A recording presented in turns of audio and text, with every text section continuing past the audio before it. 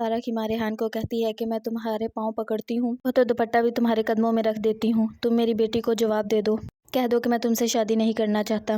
ریحان کہتا ہے کہ آپ مجھ سے میری زندگی مانگ رہی ہیں، کہہ کر اس کی ماں چلی جاتی ہے۔ گھر آتی ہے اور بتاتی ہے کہ پھوپھو نے بہت زیادہ شاپنگ کروائی ہے، میں نے تو انہیں منع کیا تھا۔ اس کی ماں کہتی ہے ایک ہی تو بیٹا ہے، وہ ساری خوشیاں کرے گی ہی، تم مجھ سے ناراض تو نہیں ہونا بیٹا۔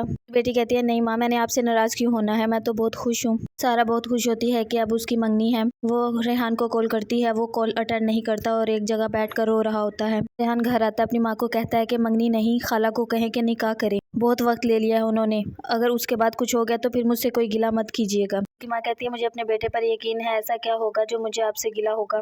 سارا کے گھر والے تیاری کر لیتے ہیں اور اس کی ماں کال کرتی ہے کہ ابھی تک آپ آئے نہیں، سب مہمان تیار ہو گئے ہیں اور آپ کا انتظار کر رہے ہیں۔ ریحان کی ماں آتی ہے اور آ کر بتاتی ہے کہ ریحان نے جواب دے دیا ہے، پتہ نہیں ان کے درمیان کوئی لڑائی ہوئی ہے یا کیا وجہ ہے، مجھے نہیں پتا اس نے کیوں جواب دیا ہے۔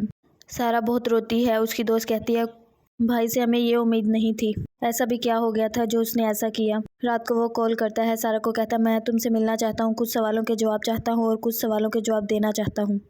ماریا کہتی ہے کہ کوئی ضرورت نہیں اس سے ملنے کی، آج اتنا ذلیل کر دیا یہ کافی نہیں ہے، اب بھی ملنے کی کوئی گنجائش باقی ہے کیا؟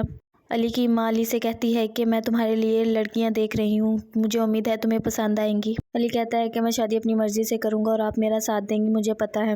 کی ماں کہتی ہے کہ ہمارے خاندان میں معیوب سمجھا جاتا ہے پسند کی شادی کو، تمہیں پتا ہے نا؟ علی کہتا ہے مجھے پتا ہے، اپنی ماں کا وہ سب سے لڑ لے گی میری خاطر۔ ریحان کہتا ہے کہ اگر تم مجھ سے شادی کرنا چاہتی ہو تو ابھی نکاح کرو اور میرے ساتھ لندن چلو، تو میں چلا جاؤں گا اور واپس کبھی نہیں آؤں گا۔ سارا کہتی ہے کہ میں اپنے گھر والوں کو نہیں چھوڑ سکتی، گھر آ کر روتی ہے اور کہتی ہے کہ میں خود غرض نہیں ہو سکتی، آپ لوگوں کو اس طرح بے آسرا نہیں چھوڑ کر جا سکتی۔ ریحان گھر آتا ہے اور آ کر کہتا ہے سارا نے شادی سے جواب دے دیا ہے، میں نے اسے کہا تھا تم باہر میرے ساتھ چلو، وہ اپنے گھر والوں کے لیے نہیں جانا چاہتی، مرضی ہے اس کی۔ ماں کہتی ہے تم نے مجھے اور میری بیٹی کو بہت دکھی کیا ہے، وہ تمہاری طرح خود غرض نہیں ہے، گھر والوں کو چھوڑ دے۔ علی کی بھائی اور بھابھی رشتہ دیکھ کر آتے ہیں اور اس کی بھابھی مشورہ دیتی ہے کہ مجھے تو بہت اچھی لگی لڑکی۔ علی کا بھائی اسے ٹوک دیتا ہے اور کہتا ہے کہ تمہارا مشورہ کس نے مانگا ہے، امی جو کہیں گی وہی ہوگا۔